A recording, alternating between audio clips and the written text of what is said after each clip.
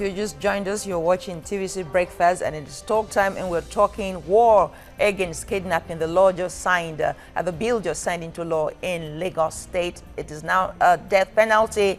If you kidnap someone in Lagos State and the person dies in your custody, you're going to the news. And we have a guest in the studio, a lawyer, Liberal Oshomo is here with us, and Uche Igwe is via Skype the UK. Uche, we've not forgotten you, you're there, but just before we come to you, Uche, Liberals, you were making a point. Yes, I was saying that why it's difficult to get conviction in armed robbery cases, in matters like these, you find out that the witnesses in some cases, because the state also does not have witness protection programs, it becomes difficult for them to want to show their faces because they are victims in this case.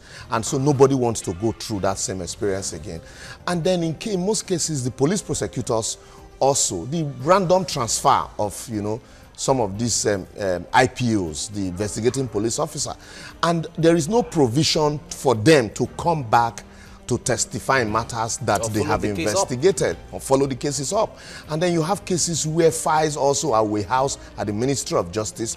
Also, technical problems is recently in 2015, in May 2015, the Administration of Criminal Justice Act was passed into law, modifying the way confessional statements are made, because you find that one of the biggest problems we have in prosecuting criminal cases is admitting confessional statement in evidence. In most cases, the accused person says, I did not make this statement voluntarily, because it must be voluntary.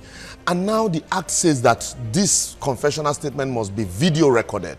The police, as I speak to you, still use their money to buy statement form, not to talk of even going to rent a camera to video record a confessional statement. And so you get to court, a smart defense lawyer says, look, this statement was not voluntarily made. And by virtue of the Administration of Criminal Justice Act, there ought to be even a video recording.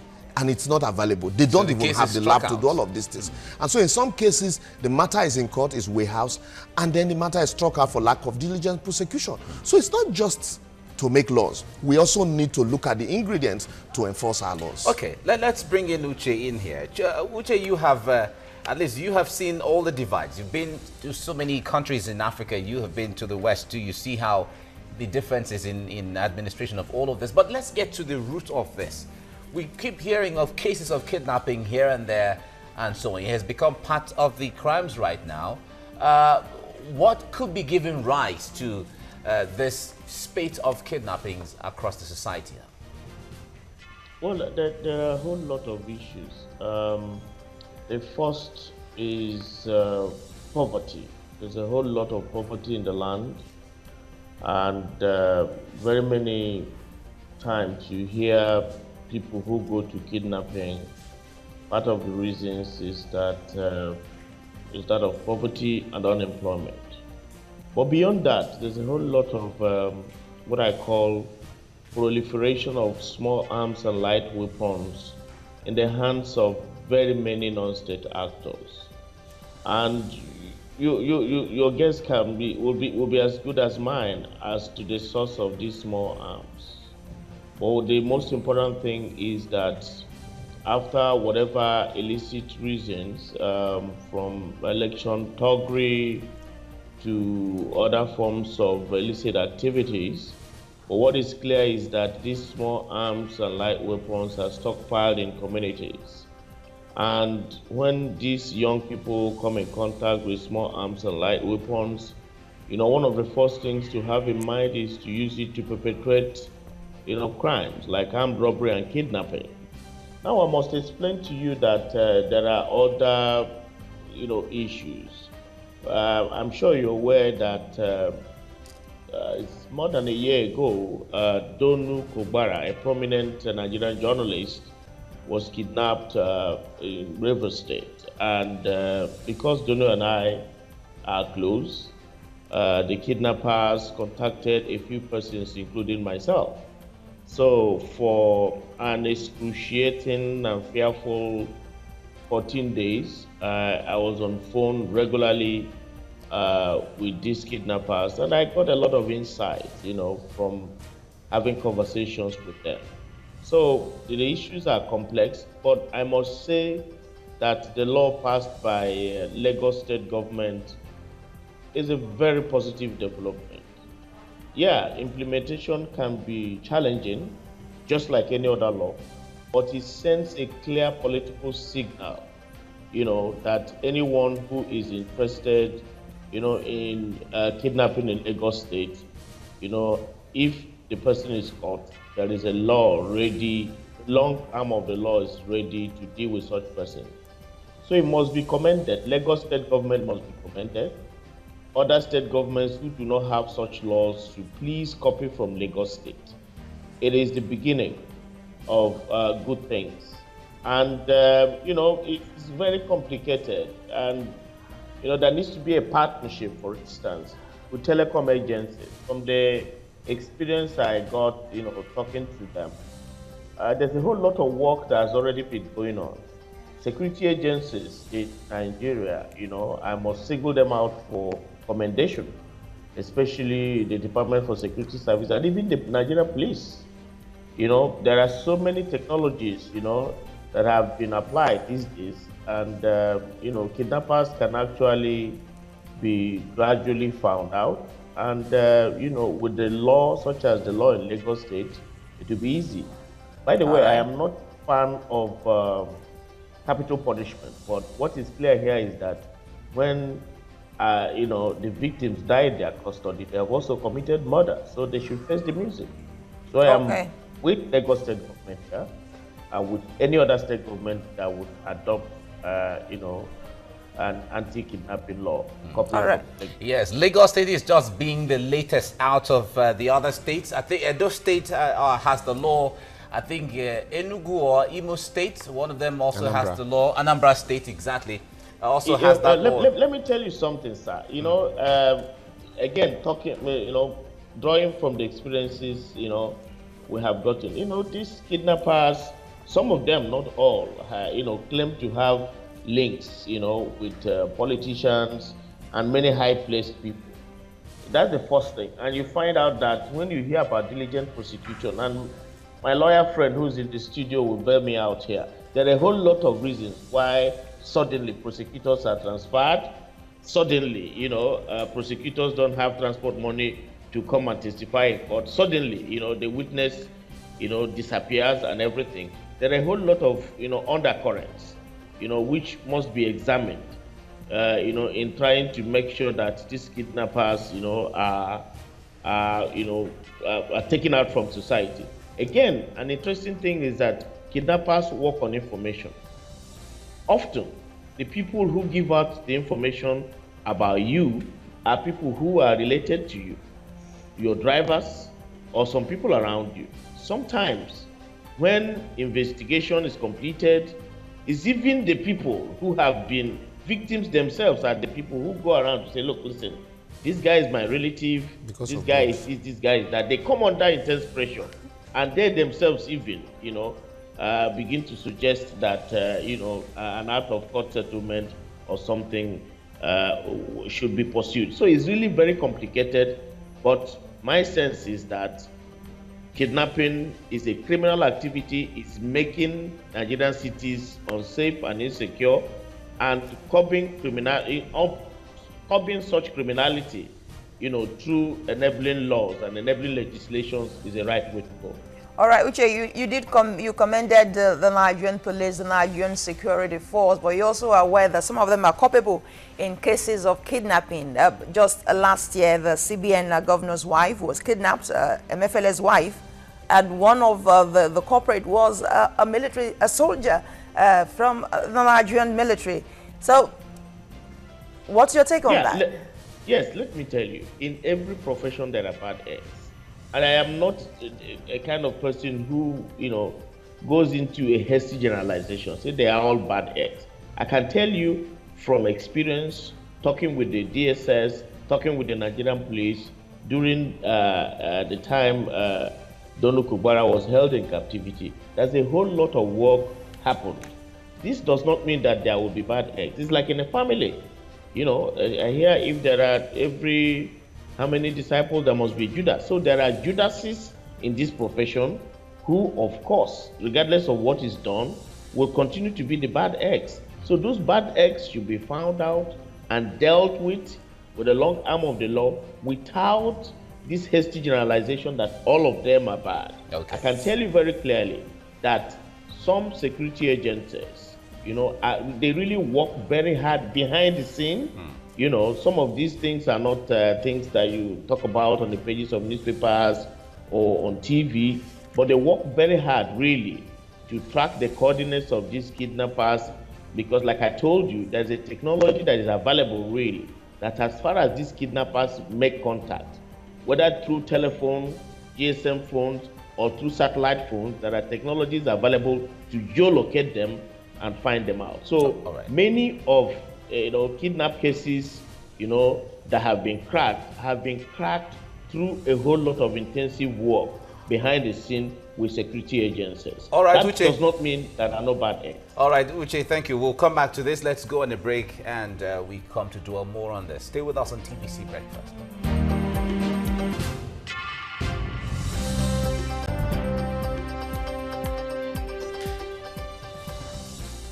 Right, thanks for staying with us on TVC Breakfast. On this segment, we are talking about the spate of kidnapping in Nigeria, and Lagos State is the latest of all states to sign the law into, or sign the bill into law to say that the death penalty for anyone who kidnaps and the victim dies in the custody, and all of that. And we're looking at all the dynamics and so on. We have Libros Oshoma, a lawyer, with us in the studio. We have on Skype a researcher, a senior researcher with Sussex University in the UK, Uche Igwe, joining us in there. Well, let's bring in Fola to give us a perspective of reaction from Nigerians. Fola, good morning. Good morning, Mike. Nice good morning, Busalami. Good to see you as well. Good morning, Liberos. Good to see you. Fola. Always good to see you. Good morning, Uche, as well. Okay, so of course, as we know, kidnapping is something that has existed for years. So perhaps that's not the focus. But the problem is when you start hearing about kidnapping cases every other month on social media, people are retweeting posts about pray for my sister, pray for my mother, pray for our friends, let them be found. Then that becomes a problem. But let's see how some Nigerians are reacting to this online. Olushola Dio says, with the kidnap situation in Nigeria, don't go anywhere with anyone without informing your parents or guardians of your exact whereabouts. Fair enough. Harry says, Lagos State is now becoming the most dangerous state in Nigeria with the high level of kidnap, armed robbery and assassination. Oban Kingsley Odo says, too many kidnap cases in Nigeria these days. T-Pen says the Nigerian police always have intelligence that hoodlums will hijack a protest, but none when these hoodlums are going to rob or kidnap. The other month, on social media, people are retweeting posts about pray for my sister, pray for my mother, pray for our friends, let them be found. Then that becomes a problem. But let's see how some Nigerians are reacting to this online. Olushola Dio says, with the kidnap situation in Nigeria, don't go anywhere with anyone without informing your parents or guardians of your exact whereabouts. Fair enough. Harry says, Lagos State is now becoming the most dangerous state in Nigeria with the high level of kidnap, armed robbery and assassination.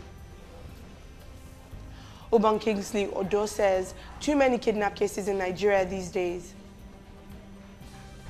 T-Pen says the Nigerian police always have intelligence that hoodlums will hijack a protest, but none when these hoodlums are going to rob or kidnap.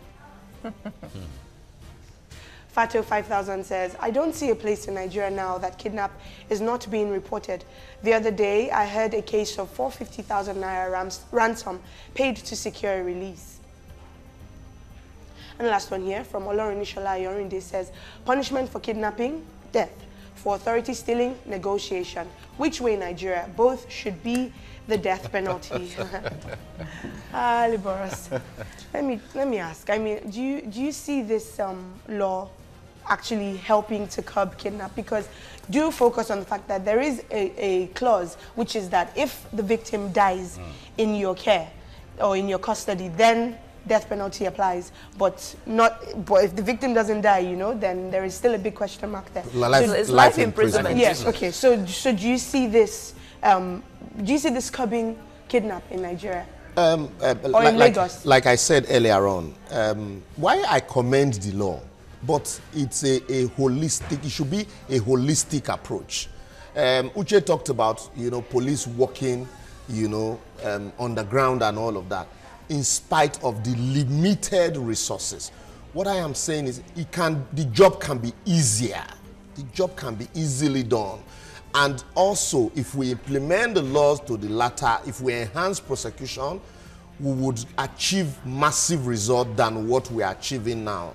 And then also you find out that since 1999, apart from Edo State recently, I have not seen a governor that had signed death warrant. Because once the court pronounce you, convict you and sentence you to death, the governor of that state must also sign the death warrant. I'm not saying, because we are so religious, you hear, oh, I don't want anybody's blood to be on my hands. And like Uche said, also the victims. It's not just a Nigerian thing, even also, the world all over, they're moving away from capital punishment. Yes, but if you have capital punishment in your law books and you have assented to it, also you should be ready to go the whole hog. So that's what I'm talking about. And for us, if we truly want the law to curb this menace, we need to look at all the issues holistically, and not what we are doing now is reactionary.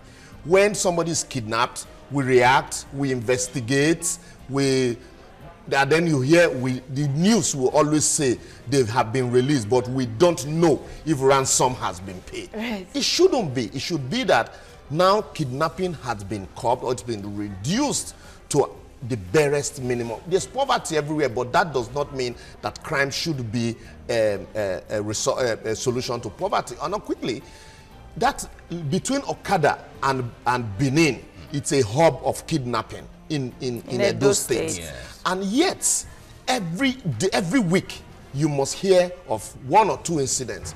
So it means, and death penalty, it's, a punishment. Well and alive in Edo State. In Edo State for long. And they are not deterred. And no, they're not deterred. Rather, it's, now they can kidnap for 100,000 naira ransom. I was even going to say that now. Recession is making them reduce their... Yes, and from what I learned, some of these people are, parents also, right there. They call their wives, their relations to ask after their kids. And so we need to have a holistic approach to the issues. Not just, the law is commendable, fine. But then, of all the laws that we have made, why are we not getting the desired result? That's the question. Do you think, really quickly before I go, do you think there's any chance that the law would also make the kidnappers get a little smarter? Crime, one thing about crime is no matter how smart you are, the long arm of the law will always catch up with you. But once you are caught up by the long arm of the law, what now becomes of you as a result of, the provisions of the law, it's a different ballgame altogether. And so if we take it to that end, truly it would deter people, and not this reaction that we have. All right, Fola, thank you. Let me let you go there. Now we still have Uche. We still have Uche, let's talk about the law making the kidnappers smarter. Foladele just said that now, and the issues of neighboring states to Lagos State, for instance, Ogun State and Oyo State, very close to Lagos. A kidnapper can chase you out of Lagos, take you to Ibadan, and kidnap you. No law, no foul. Well, let me tell you one thing. The motive of a kidnapper is to extort money, and so immediately the kidnapper kidnaps a victim, and they probably find a safe place to keep the victim. They make contact with the family or the relatives with an intention to extort money. So I think that what is important here is to empower the security agencies to get the right technology.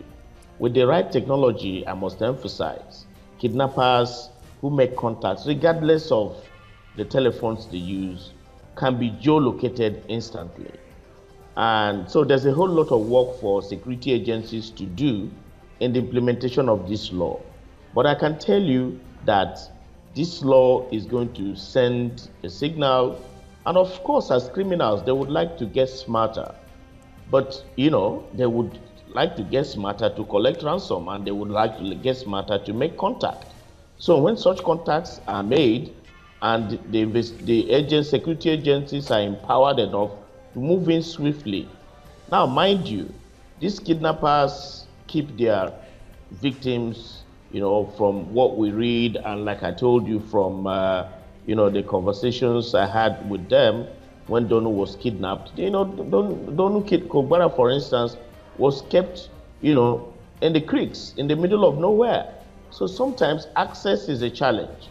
Sometimes these kidnappers are geolocated through technology, but the police do not have the right equipment, the right arms and ammunitions to be able to go and either conduct a rescue operation or arrest the kidnappers. So I think that the most important aspect of this law will be equipping the security agencies and also giving them the right kind of training. There's a point here about coordination of intelligence. Like I also told you, during the last time I had those conversations, it was important that the Department of Security Services, and the Nigerian police and other security agencies, have a coordination mechanism, of intelligence, so that they don't work at cross purposes. All right, Uche, we don't have all the time right now, but let me ask you this final question before we go. You talked about the police working really hard behind the scenes to ensure that if it happens, somehow they are able to apprehend those who are involved. But coming to the people themselves, what kind of cautiousness or what kind of preventive measures should the people themselves put in place to avoid this? And how can they help even security agencies? Well, the most important thing about, avoiding being kidnapped is information management. A kidnapper, most of this kidnapping, they don't happen randomly. They always have information of where you are. So what people need to do is to mind who they speak to, where they take their telephone calls and what they say. Sometimes in public places, people will be on phone, I'm here, I am going to this place. You don't know who is sitting next. Sometimes in buses, for instance. So people need to be cautious about what they say, about how they disclose their location. And that's the first thing. The second thing is my advice to those who have been kidnapped. Most times when people are kidnapped, they actually die as a result of the way they conduct themselves. Okay? People must know that the reason for most kidnapping is to extort money. And, people need to relax and make sure and assure these kidnappers that the monies they're expecting, they will get. Okay, now, Uche. Cooperate with them as much as possible so that the security agencies can do their work in the background. Okay, all right, Liberals, let's just quickly touch on what Uche said. And you remember the IG of police yesterday said that the issue of kidnapping has gone beyond the Nigerian police, as it were, really. So what can the people do? Yeah, the man is softly complaining to you that they don't have enough, equipment to, curtail this. And so first and foremost, like he said, information management. And then quickly, you notice that in most cases, most of these places are not accessed by security agencies, but are accessed by hunters. And so, just like the local vigilante, there's need for us to involve in areas where kidnapping is prevalent. There's need for us to also involve locals in information management. Certain terrains. Exactly. So because still we're talking about restructuring the police so that we'll have at least community policing and, but then since we don't have that, what can we do now? There's need for us also to involve some of these people who assess these places, like this Benin, Okada Benin, I'm telling you. Some locals will tell you that there are 14 shrines in these places, and they know these places where the kidnapping routes. But because they are not involved, so they will always volunteer information. And in some cases, you find out that the policeman that is asked to assess that place, he just be transferred from Arugungu to that area, and how much of that area does he know? So these are issues also that we need to look at. And then for victims, we should leave this religious thing and also help, because like I said, the law is just a paper tiger without implementation. We just need to have a collaboration between victims, the security agencies, and the state government. Because a security agency operative that is hungry, that have not been paid, will not be interested in investigating your matter. So if there's a collaboration, it becomes easy for him to be happy to do your work. All right, Libros Oshoma, thank you very much for coming on the program. My pleasure. And Uche Igwe, we thank you also for talking to us this morning on this issue from the UK. Thank you very much. Thank you. Now, this is where we come to the end of the discussion right now. Uche said something that the police are working really behind the scenes to ensure that they help protect lives and property, and he's also given tips alongside Libros Oshoma here. We should be very conscious of all of these whenever we make phone calls and wherever we go. A tweet, one of the tweets said you should notify family members and even guardians wherever you're going. Wherever so someone should know where you are at any time so they can be followed up just in case. Thank you for being there and have a great day ahead. I am Mike Okwocha. And I am Busola Mitwashi. We are just here in the studio, but we'll be with you again tomorrow, bright and early. It's all right. Bye for now.